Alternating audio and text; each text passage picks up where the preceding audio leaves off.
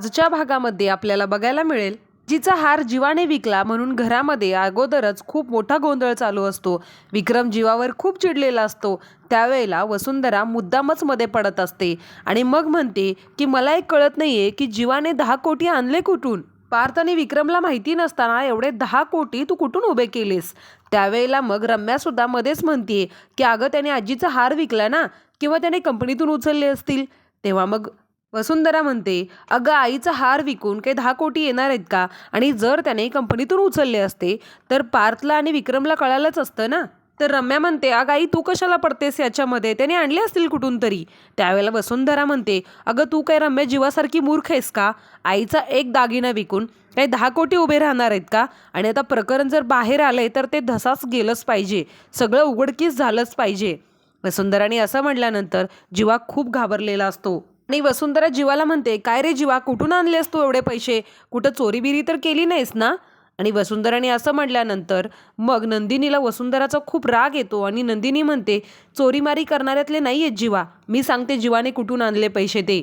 आणि मग नंदिनी सांगते शेअर मार्केटच्या प्रॉफिटमधून त्यांनी 5 कोटी काढले आणि त्यांनी 5 कोटीचं लोन घेतलं। नंदिनीने असं सांगितल्यानंतर जीवा मग नंदिनीला म्हणतो मी खोटं बोललो तुझ्याशी, आणि जीवाने मी तुझ्याशी खोटं बोललोय किंवा तुला जे सांगितलंय तेही खोटं सांगितलंय हे कळल्यानंतर सगळ्यांना मोठा धक्का बसतो।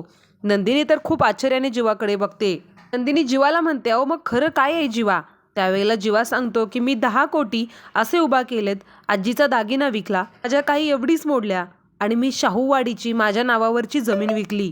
ज्या वेळेला जीवा म्हणतो की मी शाहूवाडीची जमीन विकली त्यावेळेला सगळ्यांना खूप मोठा धक्का बसतो। त्यावेळेला वसुंधरा मुद्दामच आगीमध्ये तेल ओतत म्हणते अरे ज्या प्रॉपर्टीसाठी 12 वर्ष केस चालली, विक्रमने 12 वर्ष त्या केसला लढा दिला आणि ती प्रॉपर्टी त्याने तुझ्या नावावर केली आणि ती तू विकून टाकलीस। नंदिनी जीवाला म्हणते जीवा हो हे काय केलं तुम्ही। तर पार्थ जीवाला म्हणतो जीवा तुला एका शब्दाने सुद्धा मला सांगावंसं वाटलं नाही, अरे तू मला बोलला असतास ना तर मी दिले असते पैसे तुला, मी सगळे काही परके होतो का तुम्हाला। त्यावेळेला जीवा म्हणतो नाही, कारण मला सगळं स्वतःच्या जीवावर उभं करायचं होतं, नंदिनीचं हसू परत आणायचं होतं, मी चुकलोय हे तुम्हा सगळ्यांसमोर मला गिरवायचं नव्हतं, उलट मी हे सगळं ठीक केले हे मला तुम्हा सगळ्यांसमोर मिरवायचं होतं। आणि सगळ्यांनी तुम्ही माझ्यावर विश्वास ठेवा, मी हे सगळं परत मिळवेन, मी खूप कष्ट करेन, मी पैसे मिळवेन, हे सगळं मी परत आणेन, बाबा विश्वास ठेवा माझ्यावर, मी आजीचा हार सुद्धा परत आणेन।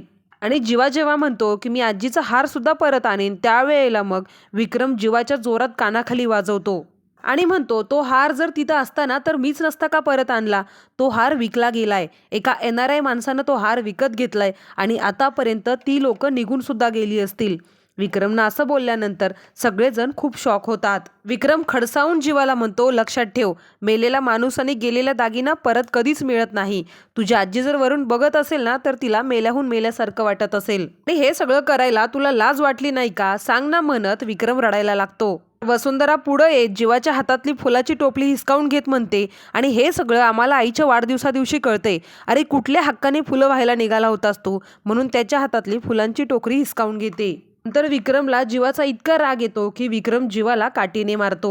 नंदिनी जीवाला वाचवण्यासाठी मध्ये येत असते तर नंदिनीला मार लागतोय म्हणून काव्या नंदिनीला बाजूला घेते आणि पार्थ विक्रमला अडवतो। मानिनी सुद्धा विक्रमला म्हणते अहो काय करताय तुम्ही हे।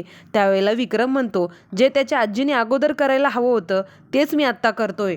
मग नंदिनी रडतच विक्रमच्या हात जोडून पाया पडत म्हणते बाबा मी माफी मागते पण माफ करा त्यांना। त्यावेळेला विक्रम म्हणतो अगं कसं माफ करू तुझ्या या मूर्ख नवऱ्याला, जागा विकली म्हणतो, मी जागा दिली होती त्याला, ती मी बाप आहे ना, मीच त्यांची स्वप्न पूर्ण करणार, मीच त्यांच्यासाठी ती जागा खरेदी केली होती, उद्या माझ्या माघारी त्यांनी कुणासमोर हात पसरू नयेत म्हणून मी त्यांच्यासाठी ती सोय केली होती। परत विक्रम जीवाच्या अंगावर धावून जात असतो का विकलीस ती तू जागा म्हणून। त्यावेळेला मग काव्या म्हणते काका प्लीज तुम्ही शांत व्हा।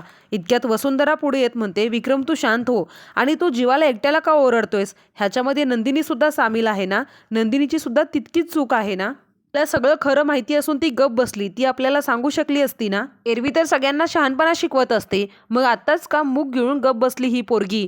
तर इतक्यात रम्या पुढे येऊन म्हणते जर याच्यामध्ये नंदिनीची पण चुकी असेल आणि नंदिनी पण सामील असेल तर जी शिक्षा आपल्याला झाली होती, जी शिक्षा आम्हाला झाली होती ती नंदिनीला सुद्धा द्यायची। आणि रम्याने आणि वसुंधराने असं म्हटल्यानंतर काव्याला खूप राग येतो। काव्या रम्यावर ओरडून म्हणते रम्या, त्यावेळेला रम्या म्हणते का एक समान न्याय नको का घरामध्ये, जर चुकीला शिक्षा आहे तर ती यांना पण मिळायला नको का? त्यावेळेला काव्या म्हणते, नाही, तुम्ही जे चूक केली आहे ना त्याची तुलना कशाशीच होऊ शकत नाही. त्यामध्ये तुम्ही का मध्ये बोलताय? तुम्हाला कुणी हक्क दिला मध्ये बोलण्याचा? हां, तुम्ही नंदिनी ताईला बोलण्याची ना एक सुद्धा संधी सोडत नाही हे माहिती आहे मला. मग वसुंधरा काव्याला म्हणते, अगं ह्यालाच म्हणतात चोराच्या उलट्या बोंबा. तुझी बहीण सपशेल चुकलीये तरी सुद्धा तू तिचीच बाजू घेतेस आणि म्हणे मी IAS ऑफिसर होणार आणि देशाचं कल्याण करणार. त्यावर काव्या ओरडून म्हणते, हो, होणारच आहे मी IAS ऑफिसर आणि तुमच्यासारख्या गुन्हेगारांना शिक्षा करणारच आहे. वेळ पडली ना तर कायदा सुद्धा बदलेन. त्यावर वसुंधरा म्हणते, बदल मग कायदा. कायदा तू बदल, पण त्या अगोदर तुझ्या ताईने स्वतःचा कसा फायदा करून घेतलाय ते तरी बघ. जेव्हा हे सगळं करत होता त्यावेळेला ती घरातल्यांना हे सांगू शकली असती, परंतु तिने सांगितलं नाही, कारण तिला तिचं आनंद निवास हवं होतं ना. वसुंधराच्या या बोलण्याचं नंदिनीला मात्र फार वाईट वाटतं.